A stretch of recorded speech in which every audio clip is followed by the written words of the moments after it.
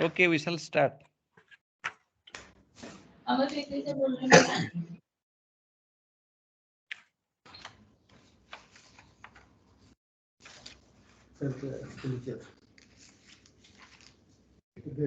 afternoon, and I welcome you all to the 55th webinar of ASBM University. The title of this webinar is Impact of Union Budget 2023. So first of all,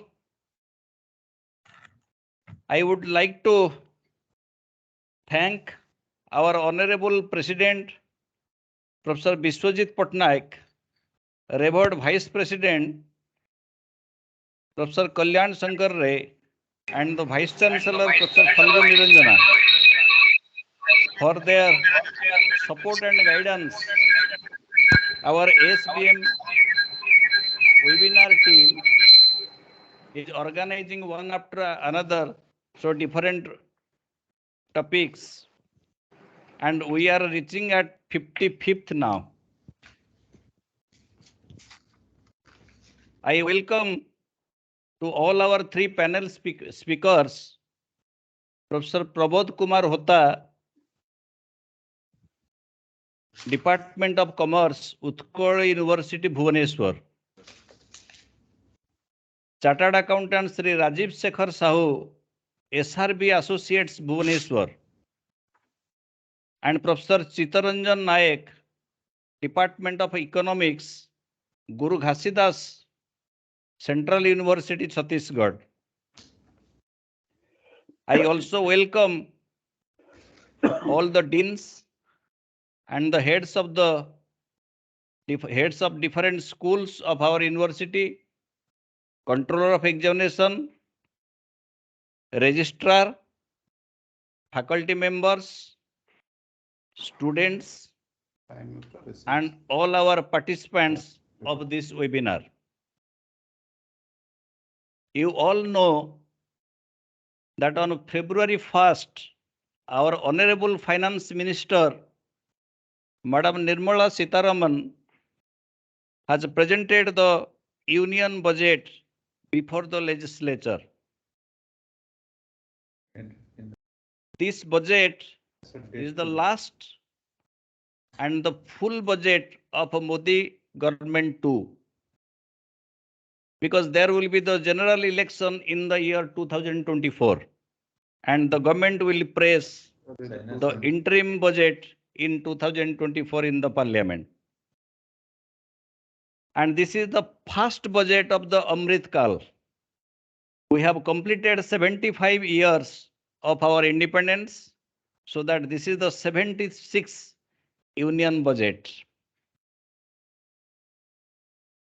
Apart from several criticisms, many eminent line experts, economists, professionals, and politicians have marked this budget as a growth-oriented budget. This budget will lead India from developing to the developed country.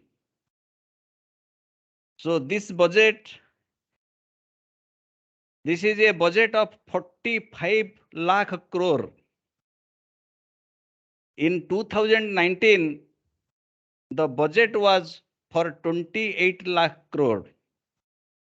And in 2015, it was 18 lakh crore. If we will have a comparison, so from 2015 to this year, it is about 2.5 times bigger. This 45 lakh is 2.5 times more than the 2015 budget. But in this budget, we are seeing a deficit of 18 lakh crore.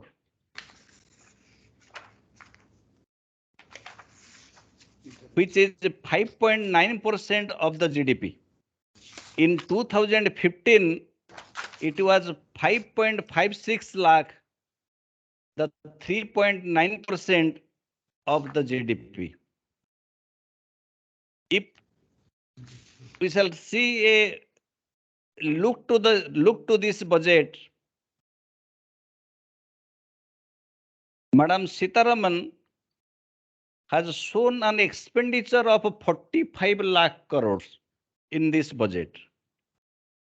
And to its counterpart, the total government revenue or the receipts will be 27 lakh crore. And there will be a fiscal deficit of 18 lakh crore. And this 18 lakh crore, so government will arrange from different sources. There are two options normally. Normally, the government may borrow it from the Reserve Bank of India, the Central Bank of India, or may have the market borrowing, both internal and external. It is said if it will be taken from the central bank, then it will lead towards the inflation, the text says. And if second one will be there, so it will be a burden for the future generation.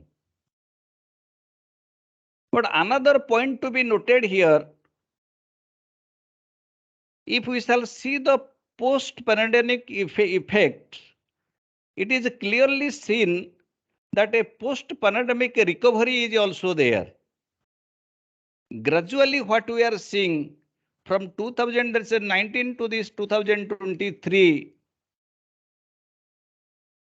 this fiscal deficit on the GDP is regularly decreasing. And this year, it shows 5.9% of the GDP, but in the last year, it was 6.4. So slowly, what we are seeing, it is a point to be noted.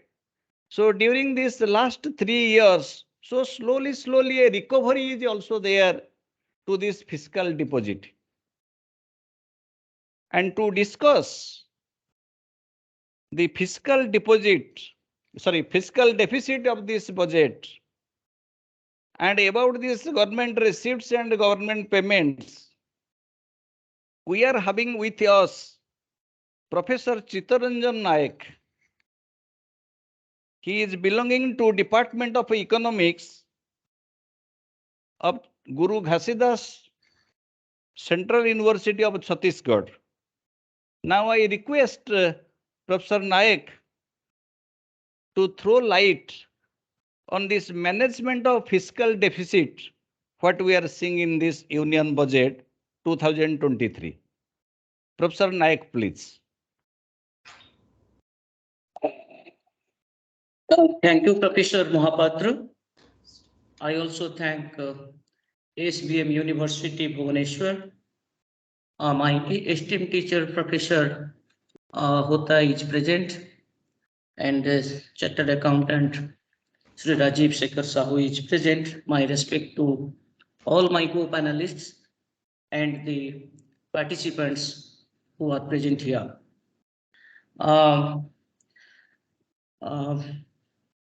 I must thank ASBM University to give me this opportunity to share my views on the Union Budget 23-24.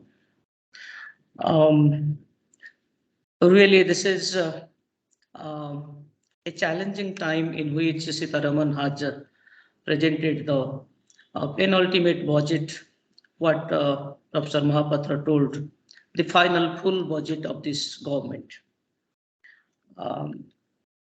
Economy is recovering, not completely. So it is coming to near the pre-pandemic level. So there was 2 years of either negative or zero growth rates. The base was very low. And when we are saying that the last year's growth target of 7% was achieved, as the economic survey has presented, that near target is achieved. But we have to keep in mind that the growth is happening at a low base. So what has happened in the previous the current economic survey 22-23 has shown us that the finance minister has been able to achieve the fiscal deficit number. And this year it has been downgraded. Yeah, it will come down to something around 5.9%. But see the trajectory of the growth. If we see the 2019-20 number, then our fiscal deficit was 4.7%. During the pandemic year, it went up to 9.2%. Then downsliding is happening, 6.7% in 21-22, 6.4% in 22-23. That was the target which has been achieved, 6.4% last year. Still, it is a very high number. When the size of the GDP in nominal terms is approaching towards 190 lakh crore, 6.4% is a stupendously high number. And we have to keep in mind that the FRBM target was 3%.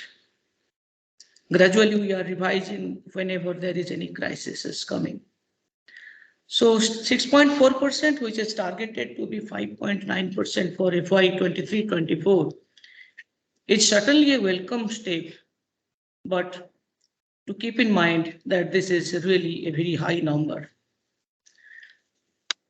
Then when fiscal deficit numbers are to be analyzed, we have to keep another number in mind, that is the inflation rate. The cost of living index is measured by the CPI, that is in the tolerance limit, 4.8% in 1920, 6.2% 2021, 5.5% in 21-22, and this year, which is considered as an inflation year, the cost of living index remained 6.8% on a yearly basis. But the WPI has been quite erratic. In 2019-20, it was 1.7%. When inflation rate is, why I'm mentioning inflation number? Because when the inflation rate is under control, then the growth rate becomes meaningful. The growth transmits to real per capita growth. If one population growth rate and inflation growth rate are under control, then we feel the benefit in per capita income, real per capita income growth. That is a measure of a standard of living. But last year means 22-23 financial year, witnessed WPI as high as 13%, a very high number. Therefore, the Reserve Bank was much worried to revise its policy rates, and we know there was continuous revision of repo. The economy faced a high interest rates, or home loan become costlier. All kind of personal and business finances became costlier, and a high rate of interest will not allow investment to grow. I mean to say the private investment will not grow in a regime of a high interest rate. So whenever we are increasing government, capital expenditure kind of things, which is a major take last year also and this year, CapEx has been increasing. But if rates are not under control, are not conducive for private investment, then some sort of crowding out will happen. The public investment will not be supplemented by the private investment. That is, both should complement each other. That will not happen if interest rate is not under control. And when the economy was to recover, and still it is struggling to recover and realize some positive growth rate as compared to the pre-pandemic level, then to manage the interest rate was also a concern, which RBI couldn't do considering the domestic as well as the global economic outlook. So when the fiscal policy or the budgetary policy or the present budget is being analyzed, we have to make a comprehensive analysis of the government financial, government policy, economic policy, holistically by taking both fiscal as well as the monetary aspect into consideration. So this budget should be implemented that given the scenario, it has tried its level best, but challenges are there. As I told, from the monetary front, we are facing challenges, and the budget has tried to give some respite to the consuming sector, to the disposable income of salary earners and other categories of people by slashing, by giving some sort of respite in income tax rates, which was not revised since long. So for that, it should be welcomed. And the background should be brought to the fore that the global economic situation is not in an encouraging state, considering the geopolitical situation in Europe. And world trade is believed to be grown at something around 1% as compared to 3.5% last year. But this year's projection is by our IMF is that it will grow just around 1%. And economic growth rate of the globe, which was 3.2% last year, that is also to come down to around 2.7%. So the global economic outlook is not much positive. So therefore, different agencies are downgrading the prospective growth of Indian economy for the coming year. So from 7%, then it has come down. For the next year, it is the economic survey has said it will be 6 to 6.8%. And the government is giving some number. So given the global uncertainty, whether things will be realized or not, some sort of skepticism is also coming to our mind. But one thing is that the service sector, which has been the mainstay of Indian economy, main driver of our economic growth rate, has been maintaining a steady growth rate. That was a negative growth year for 2021 when the growth rate of the service sector was in the negative zone, minus 7.8%. Hello, Professor Naik. Yes, sir. I will come to you. I will come to you. Okay. Yes, sir.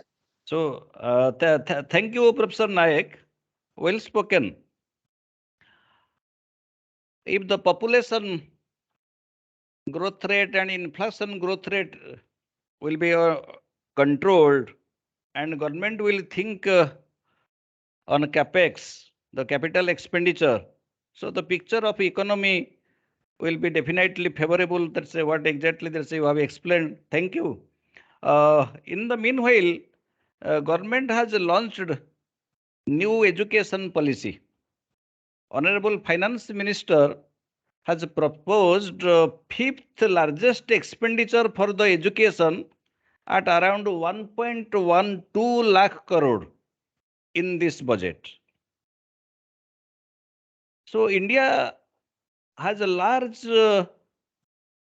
Largest, what large? So largest youth population around 60 crores in between 18 to 35.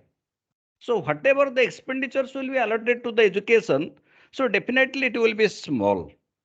However, this budget focuses to make the students skilled rather than theorist and bookist, and they have given more emphasis to digital learning, AI, field and vocational learning, technical educations, and to the capital expenditures in the field of education and research. And a point to be noted, government through its budget wants to give a special grant to the UGC, and which is increased by 459 crores, which is 9.37% of the total allotment. And government wants to open new digital libraries in the last budget. So they have said about the digital university, and they have started the process, and from the coming session, so they will take the admission in that. So government wants to set up new digital libraries, pharmacy colleges, residential schools, and more capital expenditure in this respect.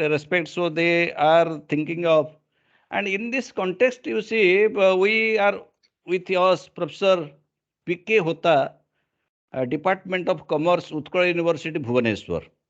I request him to share his views on the impact of union budget on education. Professor Hota, please. Thank you, Professor Padmanabha. I think I am audible. Yes, sir. Okay. Very good afternoon to you all again. Respected Professor Ray, Professor Patnaik, Professor Naik, and respected Mr. Rajiv Sahu, all of the dignitaries and many students are here. Okay, my love to all of them. First of all, I thank Mr. Padmanabha, Mr. Patnaik, and ASBM University in Toto for arranging this type of webinar, and not only this one, a continuously such many webinars, and as you said, this is the 55th webinar. So it gives an opportunity for not only for you, for all of us also, to think, to make a brainstorming, and to think for the not only for the present, but also for the future, about the students, about their economy, about everything. So it is a thinking process which you have started, nearly very well taken and heartening also. So thank you. So as far as the budget is concerned, budget is a mandatory provision as per the constitutions.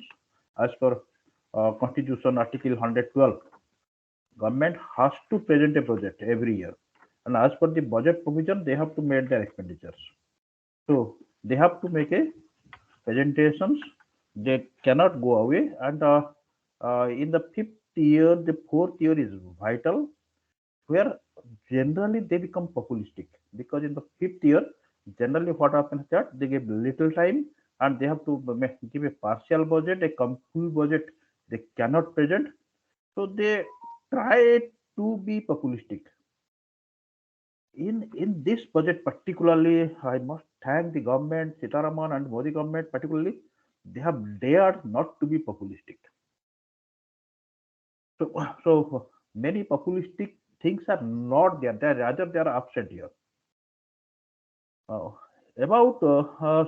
in this budget, actually they have not dreamed for this year or next year. They have made a envision for a prosperous and inclusive India, in which they think that the fruits of the development reach all regions, all the citizens, especially our youth, the women, the farmers, the downtrodden people like say, scheduled caste, scheduled tribes. So budget is a blueprint for all these things. Naturally, the education allocations should be a vital part of this budget presentations. The question is it so? That is the biggest questions. As you have said, this is the biggest education budget in consideration to last so many years. That's right. That's very much right. As you have said, as you have already said, this budget education section allocation has been 1.12 lakh crore total allocations for educations, out of which 68,804 crores has been for the secondary educations and 44,094 crore has gone to the higher educations. So, if you include the skill segment, is there any disturbances? Okay. If you include this skill segment, the budgetary provision for education has increased to 1,16,417 crore, which is a 13% increase in relation to the previous years. And particularly here in this segment, one thing I want to tell you that education is not only a central subject, it is a dual subject. For education, budget provisions have been made in the central budget, union budget, and also in the state budgets. So all the central budget is not for education. State budgets to be taken for education. I request all the participants to switch off their audio and video when the speakers are on. Thank you. The host can also do it, I think. Okay, so in this case, I can say that the government has made a dream that the education should be revisited again with the new course curriculum, with new pedagogy, with new way of training the teachers. These things are very much okay. And they have also made a program of opening up 740 Ekalabya schools. Ekalabya schools are meant for the tribal populations, and particularly they are made it in the residential way that all 740 will be residential tribal schools. And they have made a plan to recruit 38,800 teachers for this purpose. Naturally, they want to include the last person of the society into the main segments. The tribal people are not that way developed, so they have to be brought into the mainstream, and it is a step in that way. So that's a very good step. And they have found out that particularly during the COVID period time, there is a skill gap, particularly in the hospital segment, in the pharma segments. The skilled people are not available. So many hospitals, many nursing homes, these things are not available.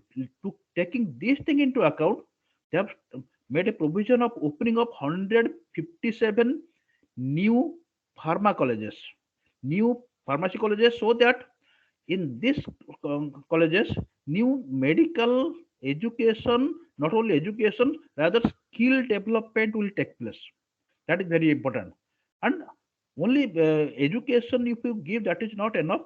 Particularly for the schools, downtrodden people, you must make them healthy so that they can receive the educations. So the PM Poshan Yojana has been reinitiated, where 11,600 crore has been allocated. So in this segment, one thing I want to say that they have made some new steps here. New steps here means particularly they have made a skill development programs, particularly Pradhan Mantri Kaushal Vikas Yojana, where they want to impart new age educations, which has not been there, particularly in the field of artificial intelligence, robotics, 3D printings, drone making, etc. So that our students can be skilled in the new educations. Not only they can be employed here, rather they can also be employed anywhere throughout the world. That is the main dream. And here in this case, one research center they have opened in IIT Madras, that has been done. A grant of 242 crore has been given to make research about laboratory grown diamonds. A new area of research has been implemented by giving 242 crore allocation for that. So there has been there has been some cases, particularly in the area of digital education also, they have taken steps to open e-library, digital library, and particularly for the children and adolescents, they have done it. New way of teacher training will be there, innovative pedagogy would be there, curriculum transactions will be there, continuous professional development of the children has been expected. So there will be the district survey, ICT implementations throughout the education sector will be done. This has been dreamed for. But the problem is that whether sufficient steps have been taken for all of this, to my mind, not enough. Not enough steps have been taken to do all these things might make possible. Even you can say that digital library things have been done 2 to 3 years before in the same budget. Nothing has been done in that segment. Again, nothing has been done. And again, how they will implement this digital library, no plan has been there. It is a dream. Dream has been made a dream, and they have not taken any step. No money has been allocated to realize this dream. That is the main problem of this budget. And again, as you have said, Professor Padmanabh was saying that a national new education policy is to be implemented through all the states, all the centers, etc. A generous grant should have been given to all the states to implement the new education policy, because new education policy will require new infrastructures, new training, new skills, new laboratory, all these things are there, because there is a vast change in the new education policy. Starting from nursing to the graduation, there has been changes. Without addition to the infrastructures or training, this thing is not possible to be implemented.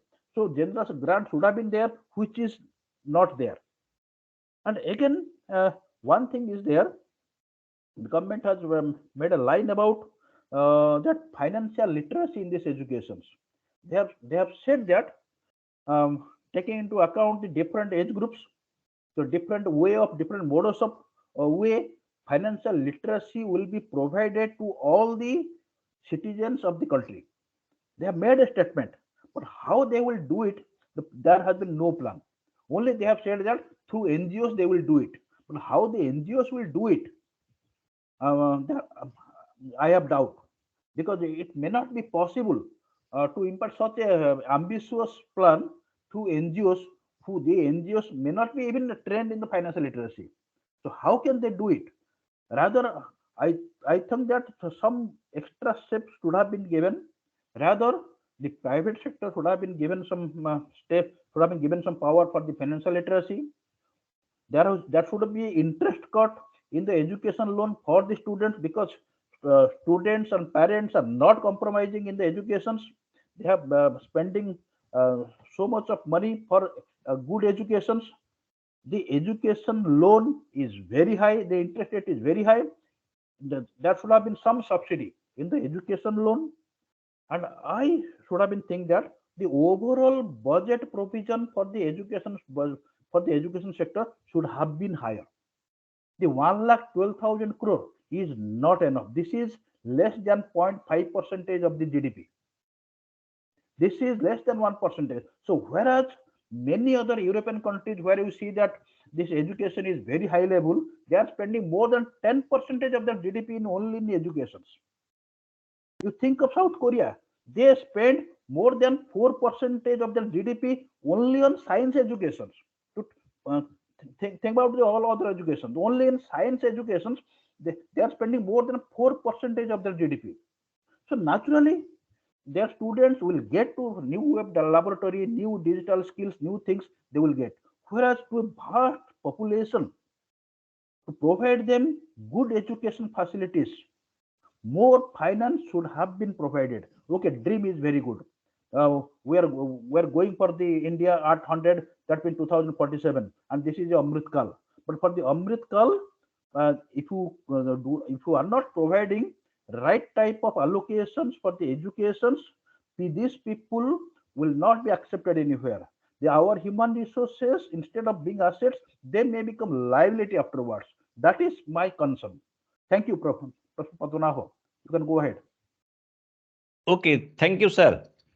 So nicely you have that said, well spoken, that more budget allotment should be there. This 1.12 lakh crore is not sufficient enough for this education, and government should have sufficient support and allotments and facilities to all the existing universities. So irrespective of the government and private, by which quality education and quality process can be there, it will be possible. So in the universities level.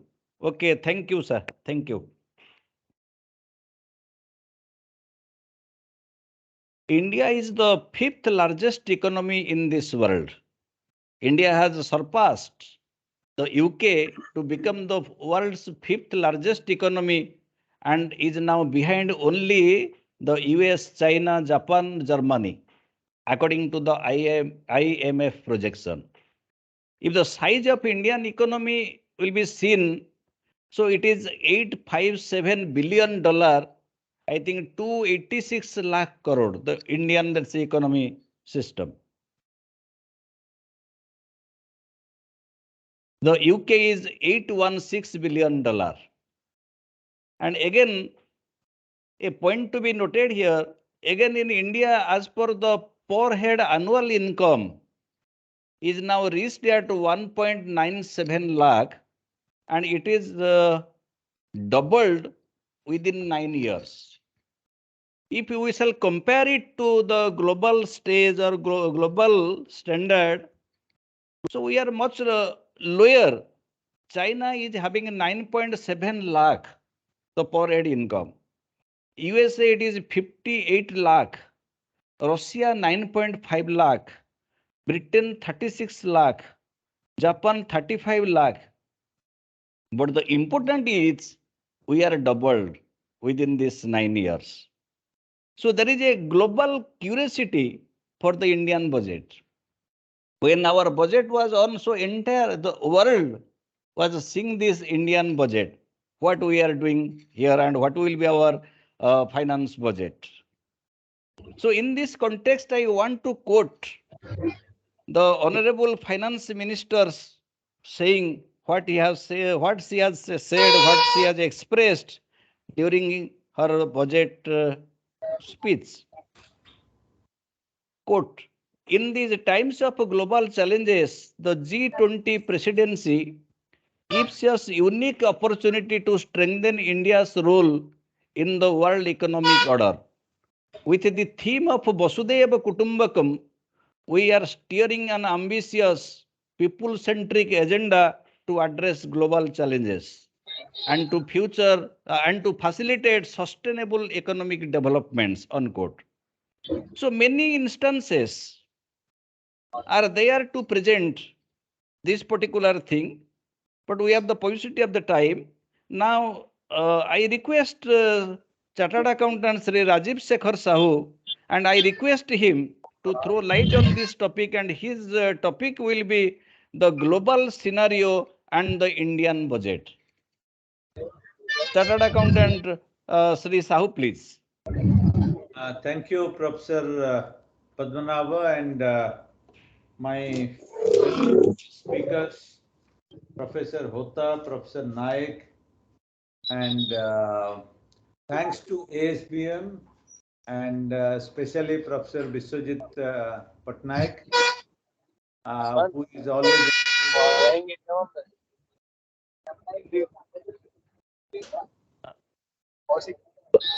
Professor Mohanty, little disturbances are found, so please see.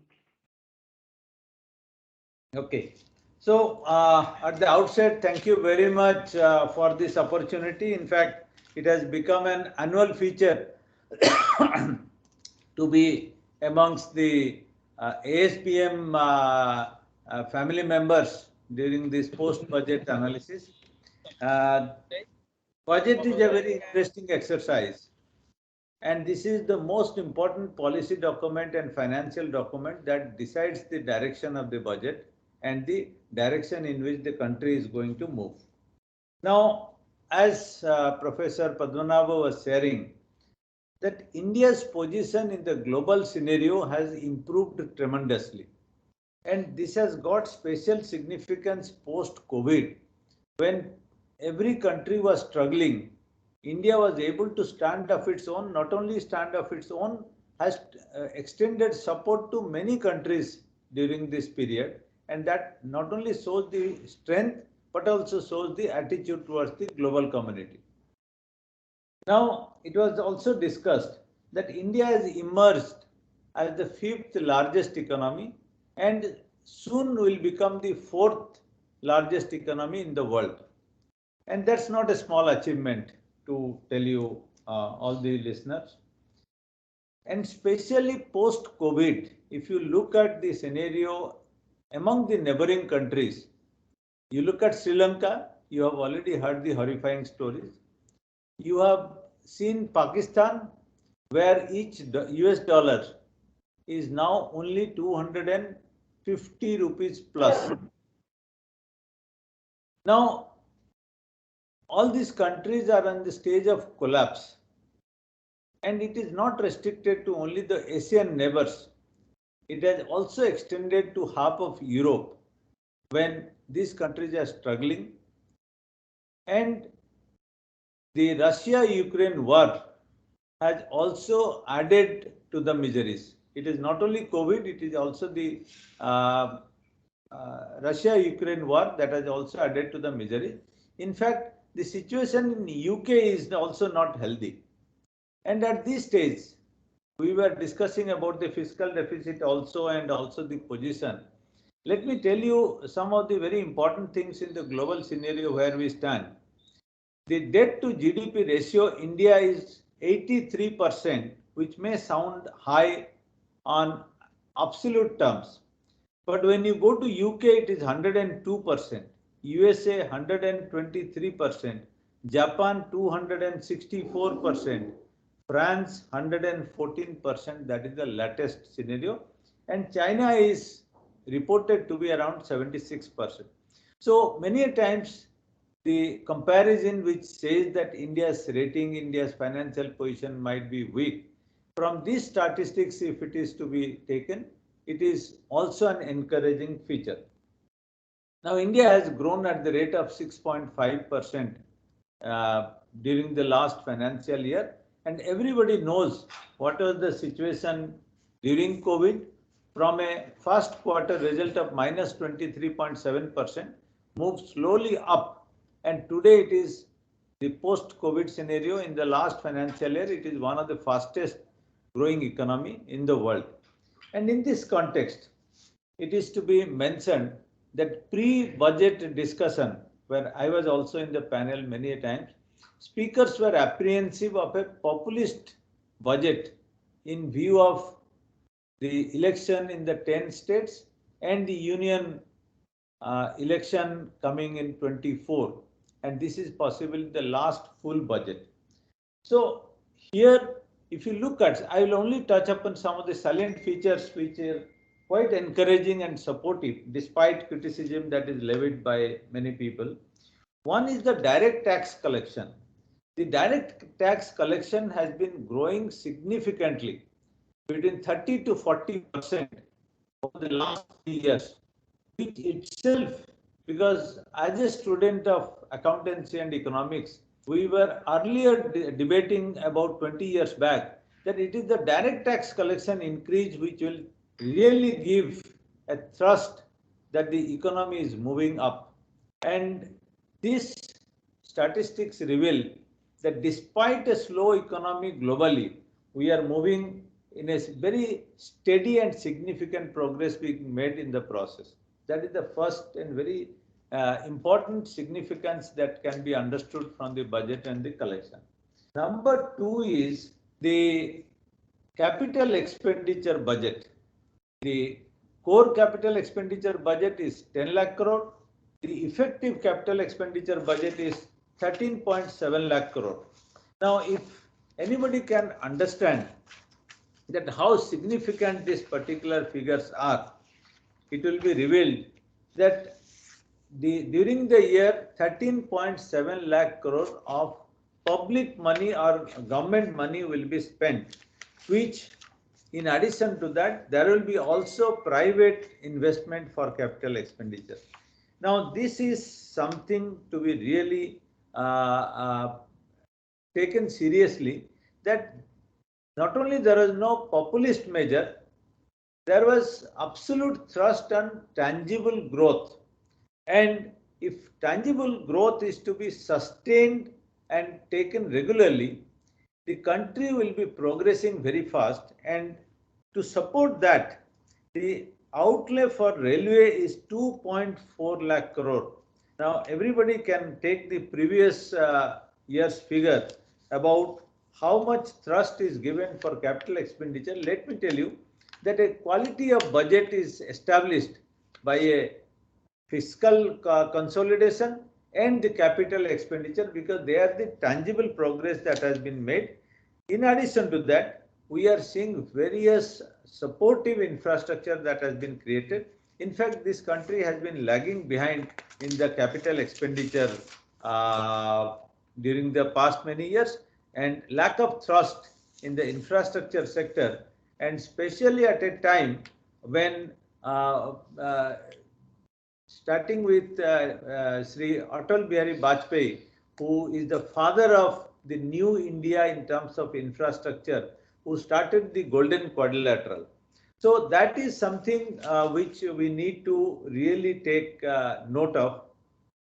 While our tax to GDP is encouraging, but still we are far behind the developed countries. We are still at 10.7% of our GDP compared to UK 32.7%, USA 26.6%, and Japan 33.2%. Now, this also signifies that how is this budget significantly different from other budget despite a election budget, or supposed to be taking care of some of the populist measure. Now, they have already made radical changes in terms of the digital process, where every emphasis is being given for a consolidated and sustainable development. We have the tax to be paid by the MSME, which is up to 3 crores. Practically, you are going with a simplified tax system, which is, in addition to that, the MSME sector is going to get a boost. And as you all know, the Make in India program and the Atmanirbhar Bharat is going to be making significant progress in terms of our consolidation for manufacturing base. We have already set a high trend for the service sector. We may be lacking in agriculture in terms of processing, and having failed in our reform process, which was designed for value addition. The second line, or the program B, which is now taken as to how we can add value to agriculture, I am slightly skeptical, because we are not making any significant progress in terms of the value addition to this particular sector. Though year after year we have been promising for growth, but our agricultural growth is not good, especially our per capita income for the agriculturist has been on a very low trajectory. So we need to give a thrust. Some measures have already been taken, but we need more emphasis, and certain areas where state government may take the lead, where union government may not be having adequate allocation. Maybe state government will have to take the lead, especially in a state like Odisha, which is predominantly agricultural based. Now, having said that, we have many areas where this budget is significantly different from other budget. For year after year, the middle class was ignored, and middle class interest was not protected. And this particular budget, that has been addressed. I am happy to say this has been deliberated for last 3-4 budgets, where the middle class deserves more, and it is the middle class which is the backbone of any economy and society, which this time it has been addressed with 7 lakhs exempted limit, and also the 3 to 6 with only 5%. So it is significantly showing that up to 9 lakhs you are paying only 5% of tax, and even subsequent to that, you are paying much lesser tax compared to the previous years, which will show that middle class will be able to either spend more or save more. Both are good for the economy. I will touch upon only 2 points now. That one is the Narega reduction in allocation.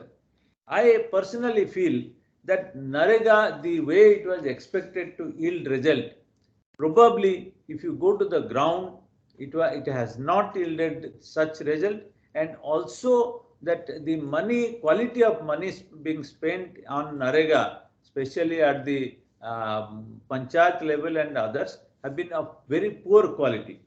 So maybe that is the reason, though reason has not been stated, but this is possibly one area. Second area is the allocation for the food procurement. Allocation has come down, but the clarification has been given because from 10 kg to 5 kg, this allocation has, the requirement has come down. That possibly is the reason, but let me also tell you, Government of India has been defaulting in payment of dues to the states as far as the their subsidy is concerned. So this is all about the budget and where India stands. And due to paucity of time and I have some other engagement, I'll have to leave. Professor Padmanabha, kindly excuse me for this, but I have tried to cover within whatever possible time the areas that I thought of interest maybe to the listeners. Thank you very much. Okay, thank you, sir. Just 1 minute, sir. So little changes we have made in our schedule. So we had a different topic, that's a professor for chartered accountant Sri Sahu, and of course he managed that topic also in his as a first topic. So in this union budget, they have shown so different mirrors of change. And what they are saying that this is the first budget of the Amrit Kal, and they want to explain the coming 25 years by this budget. And so that they have made different changes from traditional line of budget to the new. And like the old tax regime to new tax regime in the direct tax, particularly income tax, and populist budget to the progressive budget, distribution system to Atmanirbhar Bharat, so and many others. And in the context of that, we have set our second round discussion, and the topic was changes in the budget and its impact. And of course, Chartered Accountant Sri Sahu has managed to explain all these things in a nutshell. So in this a first round discussion, and he is little hurry, so that we will continue with the other speakers. Okay, thank you. Thank you. We are very much thankful to Chartered Accountant Sri Sahu. Okay, thank you, sir.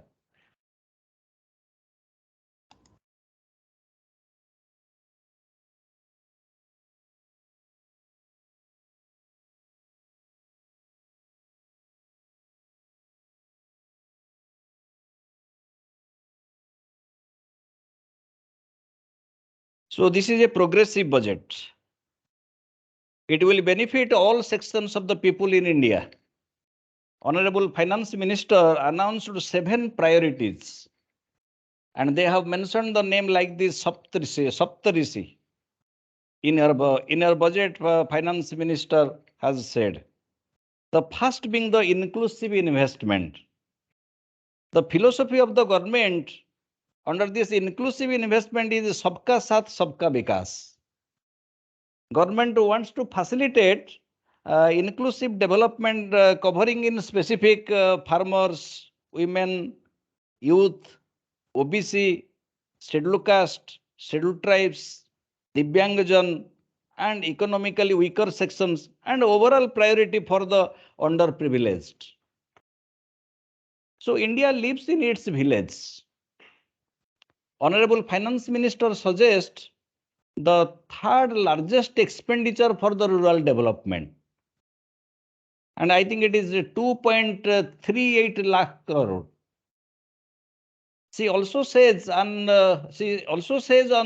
agricultural acceleration fund, which will be set up in this fiscal year to encourage the agri startups by young entrepreneurs. She also said about the Sri Arna Yojana for millet group of crops, for which we are famous in exporting. And important announcements like MSP, measures to double the income of the farmers, 60 lakh jobs for the youth, measures for the women empowerment such as Mission Shakti to boost the economy. So these particular things, so she has explained in our budget, and allotments are also there. So in this context, it will be better. So we will ask Professor Chittaranjan Nayak, so who will share his views, and he will throw his light in this context. And the topic for him will be impact of union budget on social sector. Professor Nayak, please.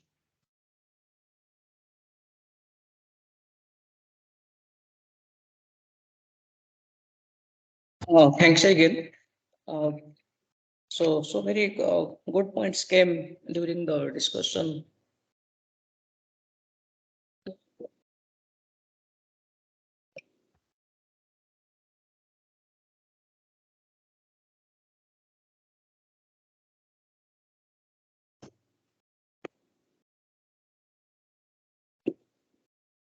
Hello, am I audible, Professor Nayak? Yes, sir, you are audible. Am I audible? No, you are not audible.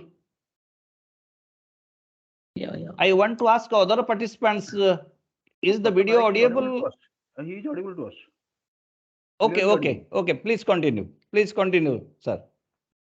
You are audible to others. Yeah. Before I come to the social sector impact of the union budget 23-24, so a quick mention. Sir, am I audible now? Okay. You are audible. Please continue. Oh, I couldn't see the screen. Anyway. Screen is not visible. Okay, please continue. Yeah. As Mr. Sahu told that the capex has been pegged at 10 lakh crore, and effective capex is 13.7 lakh crore in this budget. A stupendous rise. So as compared to the previous year had also witnessed some phenomenal rise in capital expenditure. And as compared to the previous year too, this year's capex rise is around 33%, which is very high. But one area of concern is that the capex is not in the health and education sector. That is the biggest point of worry, that the government is bringing new education policy in which it is reiterating that 6% of the GDP will be earmarked for education, and that has been the buzzwords since the Kothari Education Commission. So we are nowhere near to that, and the incremental allocation to education and health is actually not serving the purpose because the gulf is so high. If we see the numbers this time, then the allocation to the health, family welfare, and the Ayush department total is 92,802.5 crore. If we see the number incrementally, it is 13.2% higher than the previous year. So also the case of education, as Professor Mahapatra and Professor Hota have already analyzed on this particular point, that 1.12 lakh crore has been allocated to the education sector by the central government. But if we see 6% is the target in the medium to long term, but are we in the right track? The union's share, if we see as percentage of GDP, is just 0.41% of GDP. If we see this 1.12 lakh this year, sometimes it happens the government allocates, but actually that amount is not spent. Every time we see that education and health real expenditure, actual expenditure falls short of that of the budgeted expenditure. Even the budgeted expenditure is taken for granted that it will be spent. The number will be somewhere like 0.41% in the education sector and 0.35% in the health sector. If we take these two, the pivotal sectors in the social, pivotal areas in the social sector allocation, education and health, combinedly these two are less than 1% of a GDP by the union government.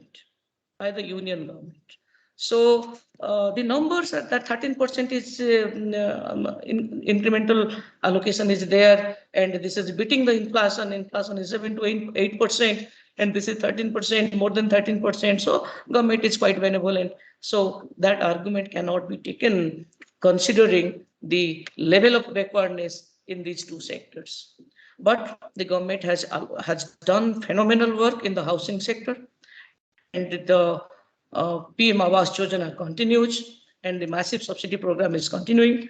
So this year also the present budget has done some good work in the housing sector is concerned, and house for all by 2022 it's nearing to achieve.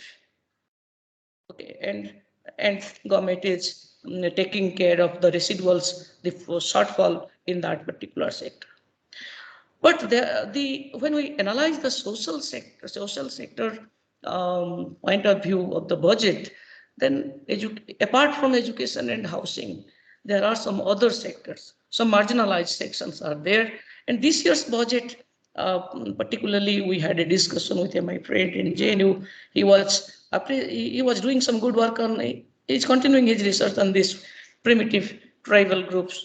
So primitive and vulnerable tribal groups. So this year's budget allocation is 15,000 crore. So this is for the first time that the central government has taken serious interest in the vulnerable tribal groups. And if the amount is spent, that will be quite fine. So that is there. And when we talk about social sector, we should also give a mention on the agriculture sector.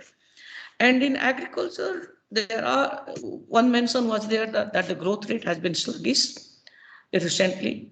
Although it was the savior in the COVID time, other sectors were declining and agriculture was turning out to be a savior. But the growth rate is less than 4%, 3% as compared to the service sector and others industry sectors. This is not coming. And why agriculture is important? We know that about more than half of our population is dependent on agriculture. So agriculture must grow. So the government is actually taking some steps in this budget. Also, this is reflected that apart from allocation to the irrigation sector, as incrementally done in every budget, and every government does that. Here, one thing I particularly appreciate that the government has taken some serious interest on crop and agricultural diversification. That is the need of the hour. So in this budget, rupees 20 lakh crore has been earmarked for the animal husbandry, dairy, and fishery sectors. That is a quite big jump. So that I believe that it will lead towards agricultural diversification, which is much needed for sustainability of agriculture. We cannot depend on that monocropping rice, paddy kind of wheat kind of crops cannot be the new age agriculture. So some sort of diversification is needed. So budget has done on that. So I think this means I may mention something else if called for. So I take a stop here, sir. Over to Professor Mahapatra. Okay, thank you, sir. Thank you, sir. You have given emphasis on agriculture, housing, and many other essential parts. Honorable Finance Minister tried to make as a growth-oriented budget.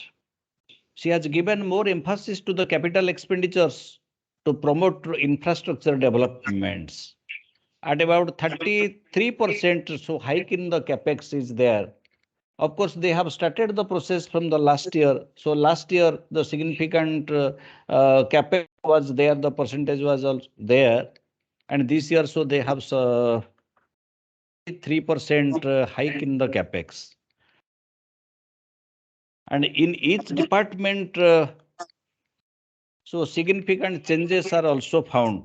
And so far as these major expenditures, if we shall see more allotment, so they have given to the Parivahan and infrastructure, that is at about 5.17 lakh crore in an aggregate. Second, the defense. So looking at our external situations, so they have given 4.37 lakh crores, say, to the defense. For the rural development, the third 2.38 lakh crore, and home it is 1.34, and the next is the education 1.12 lakh crore. And in all these five, what I have explained, so more emphasis they have given for the capex, I mean the capital expenditure. And it is also definitely a measure. If more capital expenditure will be there and in the future, so it will give the response. And the fiscal deficit, the problems, the drawbacks of the fiscal deficit can be managed if the fiscal deficit, I mean the loan and borrowings, will be utilized in the capital expenditures.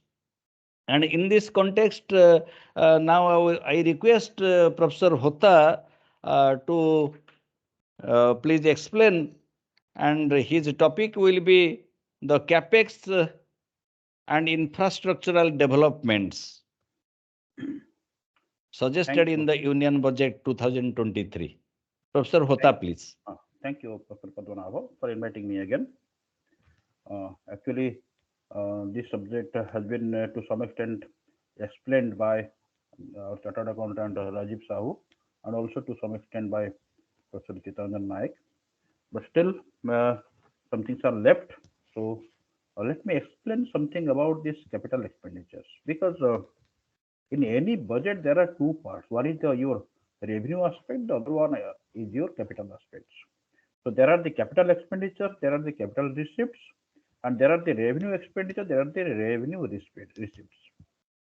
So revenue expenditure is done with the general day-to-day expenditures, which are the normal expenditures for the maintenance of the economy. That is the revenue expenditures. Capital expenditures serves for the long-term purposes. And capital, when you do a capital expenditures, they expect that there will be the revenue coming for several years.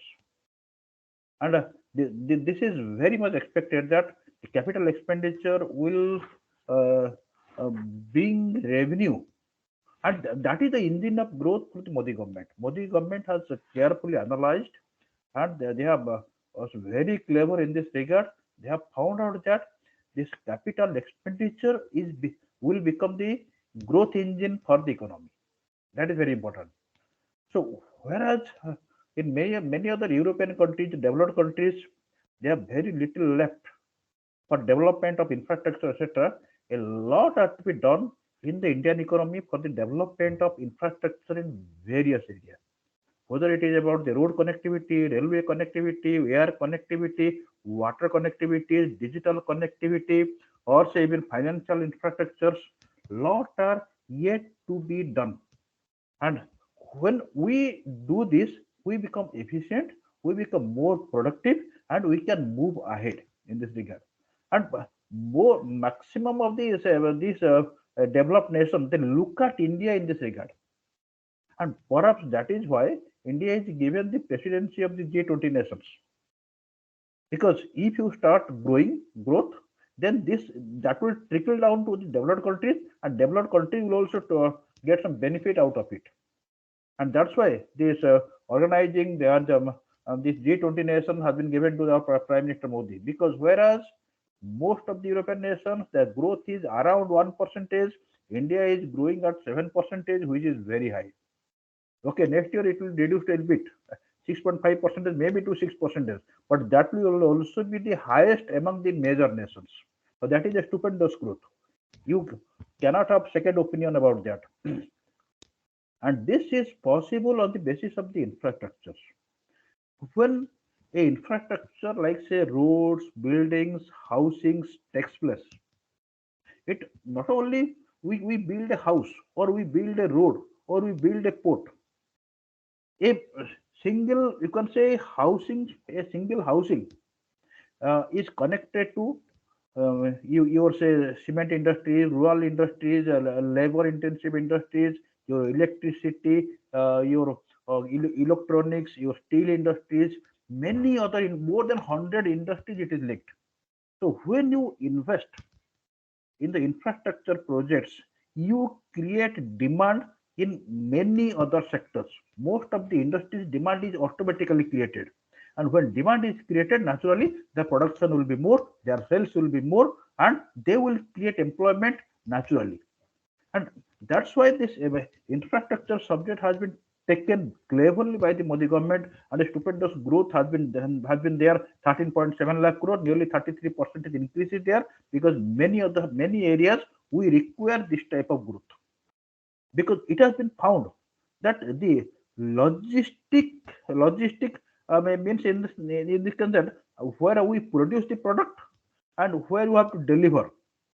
So there is a, you can say, cost of 12%, the cost difference of 12% is there on an average that happens in India. Whereas in most of the developed countries, it is less than 6%. That means producing product and taking it to the destination points where it will be sold. Even taking it to the port, taking it to the airport. In India, lots of times are taken, lots of costs are incurred because connectivity is not there. Whether it is the road connectivity, railway connectivity, port connectivity, long queues are there, lot of delays are there, and in between lots of problems are there, losses are there. So naturally, the cost of production increases and we become incompetitive. We are not that competitive in the world market for this purpose. So logistic cost has to be decreased, and it can only be decreased by way of developing our infrastructures. And by this thing, that's why they have put so much of money in the infrastructures. They have done tremendous things on the road infrastructures, lots of express highways, the Bharatmala projects, the Parvatmala projects, all are there to increase our road capacity. And roads will be faster. The vehicles will move faster. There will not be breakages. There will not be losses. So the things can be delivered at a lower cost at a very faster rate. Same things are done in the case of the railways. So massive projects are being taken up. Metro and other projects are being taken up so that train speed is higher. New faster new lines are being undertaken.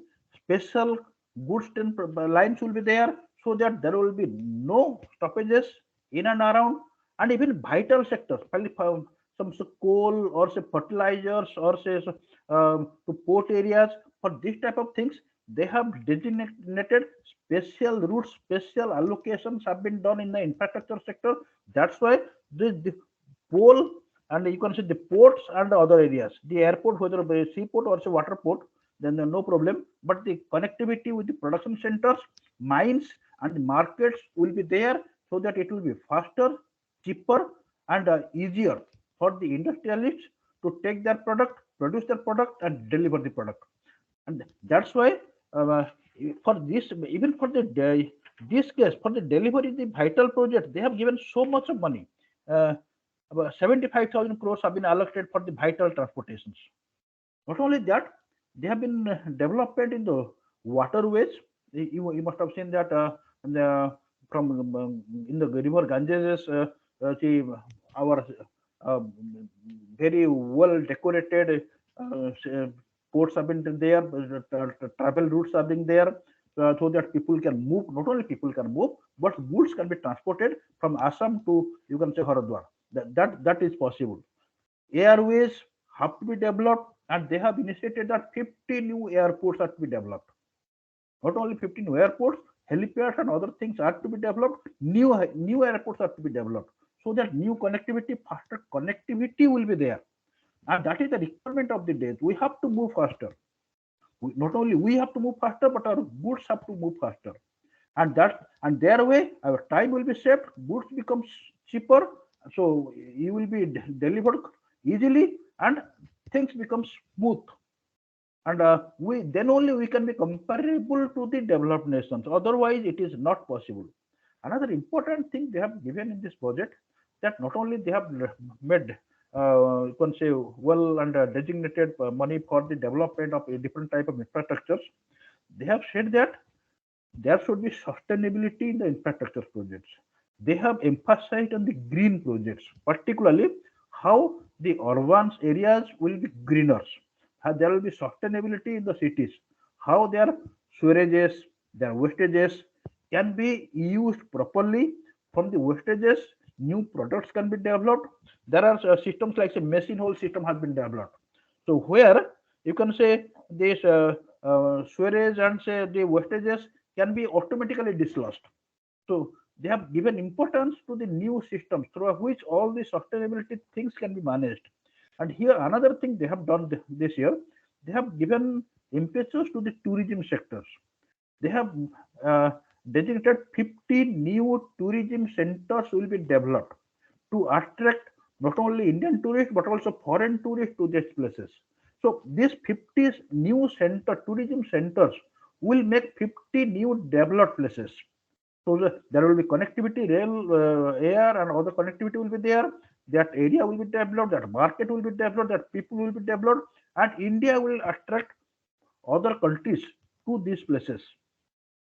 And not only that, they have done some marvelous things, particularly in the case of the digital connectivity. They have emphasized that to all the rural areas, there will be the connectivity, and 5G have already been introduced. So the things, the way it is moving, we think that digital connectivity has become very important, because whether it is education, whether it is the banking, whether it is the social sector, whether all transactions, everything has to be done through the digital connectivity. So if digitalization is improved, there is no difference between the students in the rural areas and the students in the metro areas, because with the e-library, with the net facility, with the teachings to all, they are same.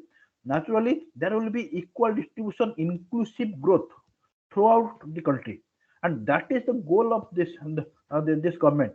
Whether they will be able to achieve it or not, but I think that the way they are moving up, and if it is sustained for 5 to 10 years, naturally India will go a long way, and this development 6 to 7% development growth rate will continue for some years. Even IMF are saying that okay, more than 6% growth is there. If at this rate they will be going, then India will be the third developed nations, only besides US and China. It will surpass you can say France, Germany, etc. And it is also perceived that by 2047, if it moves in this way by 7% growth, and the way US is moving in this way, saying that India will be closer to US when India will be at 100 years at 2047. That is the main goal, not other things. But thing is that as for the planning, we should move. There should not be leakages, and the infrastructure development, other development should be placed timely, because there is a bottleneck in the infrastructure. That infrastructure project takes a very long time. Generally, a road project takes 5 years plan. It takes 15 years, and the cost becomes also huge. So that thing should not be there. That thing should not. If the leakages are there, delays are there, cost overruns are there, then we will fall behind. But as per the strategic planning, it is the best. And as far the infrastructure development, capital expenditure planning is concerned, we are moving in the right directions, and it will become the growth engine for the country. Thank you, Padmanabh. Over to you.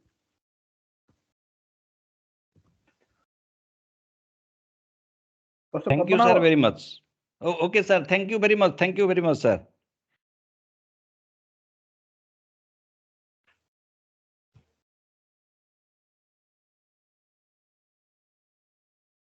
Okay, I have very well spoken, sir. So if more capital expenditure will be there, so the nation will be more productivity. And if the if we will be more productive, so naturally the growth will be there and employment will be there. Okay, so with this now I request all our participants, those who are having any question in their mind for our panel speakers, so they can send it through their chat box. And one particular question I am seeing which is the meant for Professor Nayak and Professor Hota also. So many of our participants, they have asked on this, and that is, so definitely, so majority of our participants are from the youth group, and they have mentioned in their question that in this particular budget, so what dream is there with the government for the youth? So this question is meant for Professor Nayak and Professor Hota also. So first of all, I will go with Professor Nayak, please. I appreciate the gentleman who has put this question, my young friend. So, in the 7 priorities uttered by the finance minister, one of the priorities is youth power. And for youth, what matters is employment. What matters is education. And what matters is skill. And a priority of this government has always been skilling the youth, because India has done phenomenally well in achieving literacy. But what is important is to achieve technocracy. So to skill, there is a Skill India mission, and we see that every year the allocation has been rising.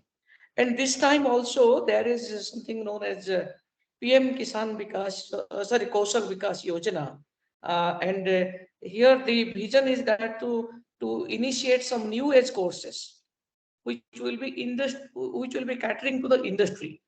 So that has been there, and Professor Hota has already pointed out that the focus will be on coding, robotics, mechatronics, 3D printing, drones, soft skills. So they are taking initiatives like that to skill the youth. So that has been one thing. And for self-employment, that PM Mudra Yojana that is continuing, and the allocation has been increased this year also, so that those who want to take some self-employment initiatives, they will get no mortgage-free loans at some subsidized rates. So that is there. In addition to that, some emphasis have also been given on startups. So Startup India, Stand Up India, Skill India, these kind of buzzwords are there.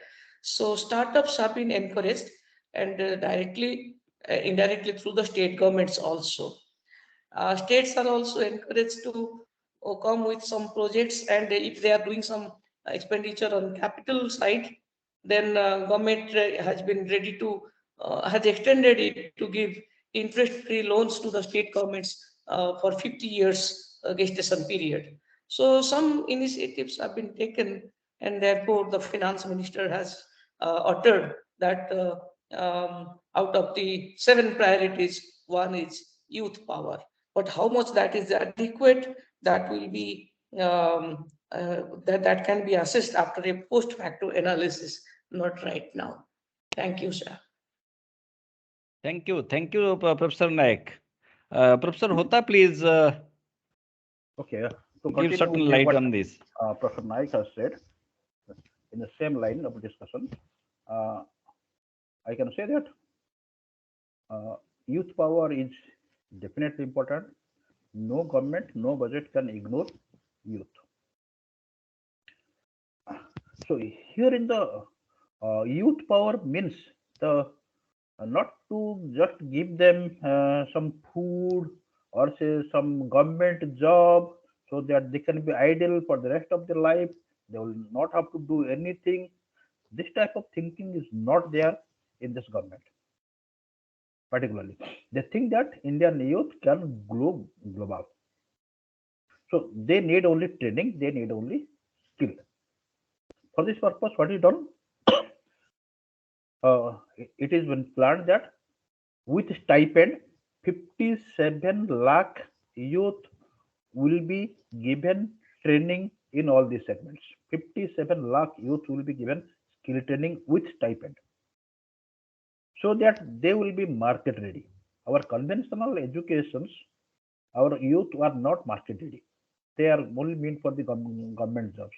So when you get the new skills, because new market requires new skills, and our youth are talented, no doubt about that. They can easily take up these new skills like say robotics or say artificial intelligence, and they can grasp it and they can move throughout the world, because in most of the European countries, even the East Asian countries, they are the aging populations. They are going in this way because they do not have the youth. They are going in the robotics way, digital way, all these things, so that they can be done cheaper. But who will do these digital things? The Indian youth. And only thing is that you have to be skilled in that way. And particularly in the Indian segment also, when there is a growth of GDP, Indian GDP is growing. What is GDP? It is gross domestic product. Okay, that it means the total amount of goods and services that is produced in a year. When we say that our GDP is growing by 6 or 7%, that means extra goods and services are produced in the economy. Why it is produced in the economy? Because there is demand. So demand is created, there is a demand, so it has to be produced. Who will produce it? Only through the new recruitment. The young people, they will be employed and they will do it. The only thing is that our youth should be employable for all this type of jobs. If they are employable, there is no lack of opportunity for our young people. They are searching for actually young people for those areas, but in many cases they find that the required skill sets are not available with the young people. Provided the right attitude, right skill set, job is not a problem. Our youth can do wonder in this regard. We hope that with the economy is growing, employment is not a problem. There will be more and more employment, or rather demand for employment, more salary, more packages will be given to the young who are more skilled, who are more experienced in this regard. Thank you, Padmanabh. Okay, sir. Thank you. So definitely we are at the paucity of the time. Any other questions? Initially, the program was for 1 hour, and looking at the desire of our participants and audience, so we have increased the time limit to 1 hour 30 minutes. So still it is also less. Anyhow, few of our participants, so they have asked that what exact dream is there with this government about this MSME, because we cannot ignore the MSME. So what exactly they want to say on this MSME? So in one line, please, Professor Nayak, one line, please, and Professor Hota, that's a one line, please. Professor Hota, please. MSME, it means micro, small, medium enterprises. That is the start of any organizations. When a young person wants to take up a business, he will have to enter the MSME organizations. Whether it is Adani, Ambani, or any other, at one point of time, they are also in this MSME region and they have grown big later on. MSME is the field where innovation takes place, where new market takes place, where new product is there, where they go to the new market, where they deliver the things, and when they become popular, they become big. So for this purpose, I think that the startup, whether it is agri startups, food startups, and whether it is, you can say, different type of subsidies given by the different segments. So all these things are available. There is no depth of opportunities for starting a new organizations. Rather, that is encouraged by all the governments. Only thing is that your attitude should be that side. Whether your attitude should be. Last time we have found that in Odisha, 1001 industry, all these things are there. When subsidies are given, when government gives bounties to all these educations, only for this bounties, subsidies. People start organization, and when that is over, these young people, they go away. They stop that. That means that happened. That there is one slogan that enterprise is sick, entrepreneur is rich. Government is sick, bank is sick, but entrepreneur runs away with money. That thing should not be there. Rather, the right attitude should be there with the young people to start a new thing in a modest way, and that to revolutionize the market so that they can be big. Naturally, they can make the economy big. I hope the young people will take it in this way. Thank you. Okay, thank you, sir. Professor Naik, please, one line. So I may utter 2-3 lines. I beg apology for that. So in this budget, for MSME, the allocation has been increased by around 42%. And the most important thing is that government has infused 9,000 crore into the credit guarantee fund trust for micro and small enterprises. So that will increase the access to credit by the MSME sector by about 2 lakh crore. So that is an important intervention or opportunity for the MSME sector. So the most important thing is done on the credit front, and technology front is also there.